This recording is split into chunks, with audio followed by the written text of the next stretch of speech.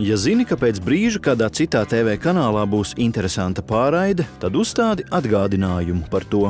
Lai to paveiktu, spied pogu Menu un ar OK atver TV programmu. Ar navigācijas taustiņiem sameklē vajadzīgo pārraidi un spied pogu OK. Ar atkārtot OK apstiprini izvēli atgādināt.